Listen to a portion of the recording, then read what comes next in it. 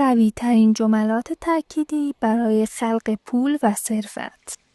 هنگام گوش دادن به این فایل از انجام کارهایی که نیاز به تمرکز بالا دارند خودداری کنید. این فایل حاوی پیام‌های صوتی در مورد ثروت و پول برای ناخودآگاه شماست. من با افکارم پول زیادی وارد زندگیم می‌کنم. افکار من روی به دست آوردن ثروت بیشتر قرار دارد. تمام توجه و تمرکز من روی افکار ثروت ساز است. ثروتمند بودن به راحتی در دستان من است. من می توانم بدون ترس و نگرانی پولهایم را خرج کنم. روز به روز ایده های ثروتمند شدن در ذهن من بیشتر می شود. هر پولی که خرج می کنم به میزان چند برابر به زندگیم برمی گردد. من روی خط فراوانی هستم. من همواره پیش از نیازم پول در حسابم دارم. تفکرات من در مورد پول و رفاه مثبت است. فراوانی و ثروت با افکار من گره خورده است. داشتن پول زیاد عالی است. من پولدار هستم. من چیزهایی که من را ثروتمند می کند را در اختیار دارم. ایده های من پولساز است. من فراوانی را به خود جذب می کنم. ثروت و پول حق طبیعی من است. من هر روز از نظر مالی پیشرفت می کنم. من توانایی ایجاد ثروت را دارم. من از ابتدا قرار بوده ثروتمند بشم.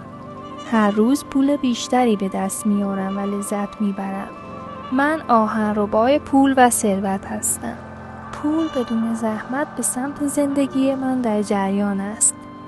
جهان تمامی رویاهای من را برآورده می کند. من منبع سرشاری از پول را دارم. حساب بانکی من همیشه پر از پول است. من ارزش ثروت را دارم.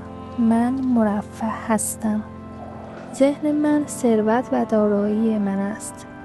من 1 میلیاردر هستم. من انرژی و احساس پول را دوست دارم. پول یکی از بهترین دوستان من است. پول زندگی من را بهتر می کند.